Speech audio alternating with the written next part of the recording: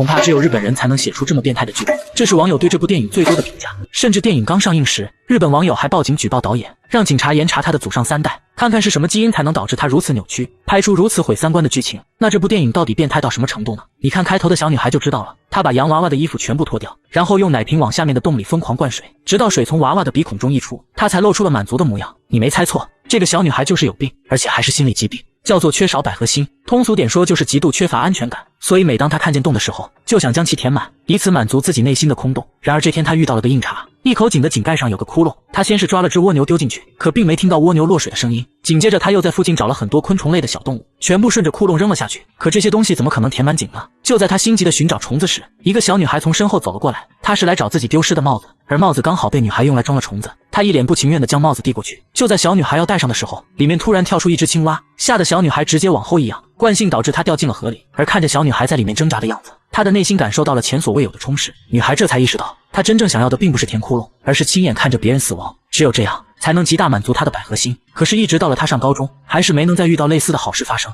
导致她现在浑身燥热难安，非常想要得到心理上的满足。结果是想啥来啥。这天一个女孩跟着哥哥刚从她面前走过，女孩的帽子就被风吹进了下水道，见哥哥的手根本够不到帽子，女孩站在原地开始大哭，哭声很快引来了一个好心男人，他帮忙抬起了下水道盖子，哥哥立马趴到地上去捡，可钢板做的盖子实在太沉，男人很快就坚持不住了。敏感的光子看到这一幕，立马意识到机会来了，他上前帮忙抓住井盖，然后又趁男人不注意时用力往下一按，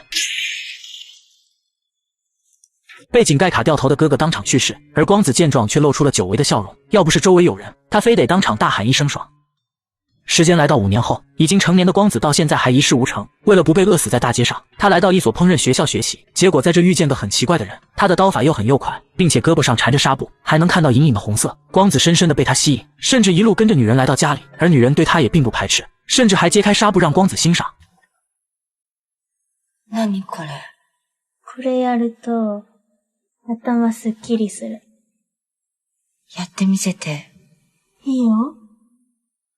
女人拿出一个盒子，里面放着各式各样的刀子，她随便选了个粉红色的，然后二话不说，对着自己的胳膊就划了一刀。随着鲜血缓缓流出，光子和女人都露出了享受的表情。就这样，两个有着共同嗜好的人成了好闺蜜。她们在一起最大的乐趣就是互相安慰，说白了就是你拉我一刀，我拉你一刀，在彼此的痛苦中感受酣畅淋漓的快乐。然而这种好日子没过多久，女人突然在学校里晕倒了，光子这才发现女人竟然背着他自残，这就跟出轨没什么区别。而面对质问，女人也很直接地告诉光子，之所以这样全都是因为克制不住自己，说白了就是嫌光子拉得她不够爽。这赤裸裸的话狠狠扎着光子的心，于是他从盒子里拿出一把最长的刀，以前不够爽是吧？那我这次就让你爽个够。说着一刀划破了女人的大动脉，鲜血瞬间如同泉涌，女人很快就在爽感中不省人事，光子的内心也得到了极大满足。可是随着女人的死，他再次失去了精神支柱。从烹饪学校毕业之后，光子找了份后厨的工作，虽然可以维持他活下去，但内心的空虚还是让他感到不舒服。再加上男同事对他美色的垂涎，更加让他感到反感。于是他趁着同事要送他回家的时候，故意领着他往高处走。等来到足以摔死人的地方后，他假装不小心扭到脚，等同事蹲下准备背他时，他从后面一脚将人踹下台阶，成功除掉了这只恶心的苍蝇。可也因这次事件，导致他不敢再回到后厨。为了生活下去，他从事了当下最热门的行业。可没想到第一个客人竟然是烹饪学校里的同学，他当时就对光子产生过想法，可惜一直没有机会。现如今在这种情况下遇见了，他首先想的就是先给兄弟炫耀一番，并且打着得不到就毁掉的想法，让兄弟也来一起尝尝女神的咸淡。殊不知他这种变态的做法已经引起了光子的不满，从眼神中就可以看出来，他今晚又想杀人了。但对此毫不知情的同事还把他领到工作的地方，猴急地将光子抱到桌子上。就在他准备更进一步时，光子突然举起旁边的平底锅，对着脑袋就是一顿疯狂输出，直到老同学彻底没了呼吸，他才心满意足地停下。随后他将平底锅扔进了河里。虽然这次杀人给他带来了短暂的快感，但并没给他带来生活上的所需，导致他只能继续出卖自己的美色。而也就是在这来来回回的工作中，光子很快就怀上了身孕。他并不知道孩子是谁的，想堕胎又拿不出那么多钱，就在不知要怎么办时，他遇见了那个改变他一生的男人。刚开始他只是想上前搭讪，可阿伟深深看了他一眼后，直接从钱包里掏出一张钞票，接着又请他吃了一碗热乎乎的汤面，并没有要占便宜的意思。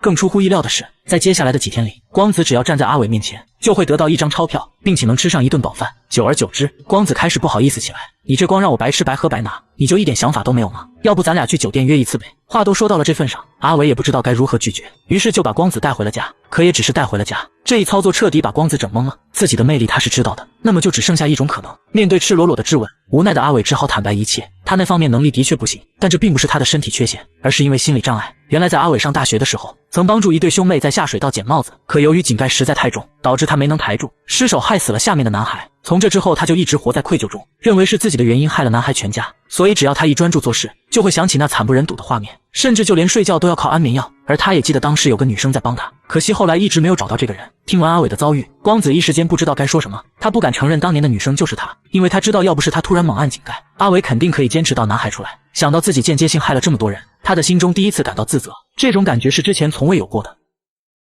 而随着他和阿伟接触的时间越来越长，他的肚子也开始出现孕期反应。看着他窘迫的样子，阿伟突然向他求婚，并且恳求光子一定要留下这个孩子，因为在阿伟看来，收留一个堕落的女人，抚养一个不属于自己的孩子，才能让那颗愧疚的心得到救赎。而光子也是出于对阿伟的愧疚，再加上自己并不排斥他，于是就同意了和他结婚，并且在几个月后顺利生了个儿子。阿伟对这个孩子可以说是相当好了，把全部的爱都奉献在了他身上。而光子看着丈夫所做的一切，心里也得到了极大满足，精神世界变得不再空虚，病态的杀欲也得到了压制，丈夫和孩子成了她最在乎的东西。而随着她越来越温柔贤惠，抬不起头的阿伟也逐渐找回了自信，美好生活全因孩子的到来开始了。可惜这样的好日子没过几年，就被一个突如其来的男人打破。他是当年那个老同学的好兄弟，当初老同学打电话让他来一起玩耍，结果等他赶到时，老同学早已去地府寻欢作乐了。这件案子至今都没有调查清楚，但男人知道凶手就是眼前的光子。不过他这次来并不是替兄弟报仇的，而是想帮兄弟圆了那晚没做成的梦。まさか君を泣かせてくれるって本気にしなかったんだけどさ、そのことを警察に話すべきかどうかまだ悩んでるんだよね。どう思う？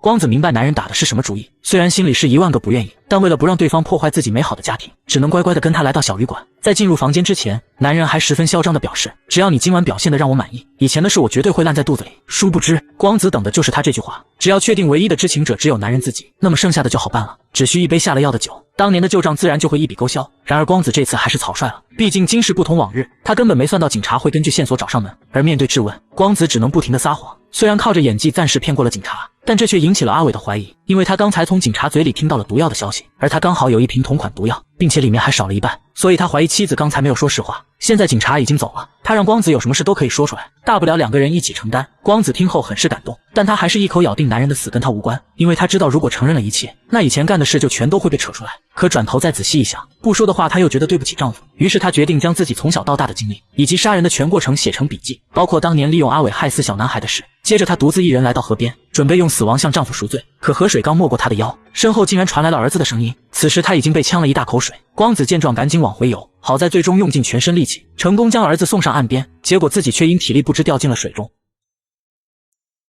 转眼又是10多年过去，儿子已经长大成人，但因为年幼时受到的惊吓，完全丧失了对母亲的所有记忆。直到这天，他无意间发现了光子生前写的笔记。就在他为此感到震惊，无法接受自己母亲是个变态杀人魔时，已经年过半百的阿伟回来了。当得知儿子看完笔记后，他并没有什么太大反应，而是很平静地告诉他说，你母亲虽然是个站街女，也是个杀了很多人的罪犯，但她对你的爱绝对是毋庸置疑的，不然她也不会回头去救你。另外，阿伟还告诉儿子说，这本笔记其实还没有写完，因为当时光子溺水之后，听见声音的阿伟立马赶到，成功将人救了上来。而当他看完这本笔记的时候，同样也无法接受这样的妻子，更别说他还利用自己杀人的事了。于是阿伟打算亲手做个了结，他开车带着光子来到大坝上，先是给他吃了几颗安眠药，接着把石头绑在胳膊上，让光子自己从这里跳下去。而光子也知道只有这样才能解除丈夫对她的恨，自己也能彻底解脱。可就在即将跳下的瞬间，阿伟又突然一把将她抱住，他终究是舍不得这个深爱的女人。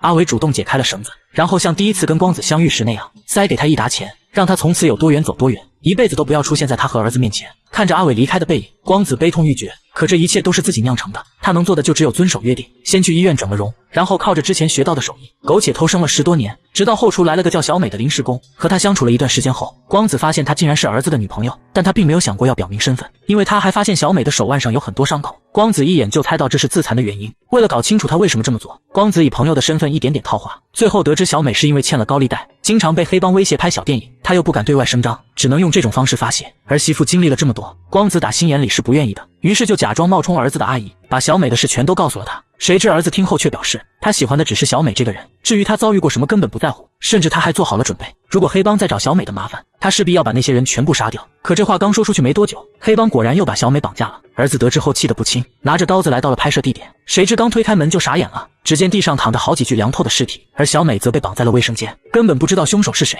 但从死者身上的惨状可以看出来，此人一定是个心狠手辣的主。儿子第一个想到的就是自己母亲，因为之前父亲说他没死，可他又是怎么知道黑帮的呢？儿子又想到了之前的阿姨，自己只把想杀人的事告诉了他。于是儿子直接上门找到光子，然后趁机撸起他的袖子。果然不出所料，这道自残留下的伤疤足以说明她就是自己的妈。